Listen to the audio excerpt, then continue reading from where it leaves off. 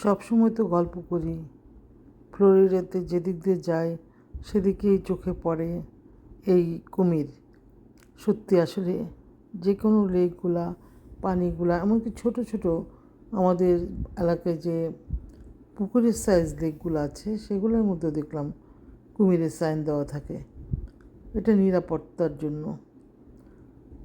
আর এই যে এই এলিভেটরটা দেখতে পারতেছেন, এটা আমার বোনের বাসার আর পাশে দিয়ে যে মেইন রোডটা চলে গেছে তার অপর পাশে যে খালটা আছে সেখানে, ওখানে আমার ভাগ্নিরা বেড়াতে গিয়েছিল, ছবিটা করে আনছে। আর এটা হলো সবচেয়ে দুঃখজনক একটা ঘটনা। সে মনে হয় ওই খালটা থেকে পানিতে থেকে উপরে উঠে এসেছিল। কেন এসেছিল? এটা একটা মোটামুটি বেশ বিজি হাইওয়ের মতো রাস্তাটা, যদিও হাইওয়ে না, কিন্তু সে মনে হয় কারোর সাথে ধাক্কা বা বাড়ি খেয়ে মারা গেছে।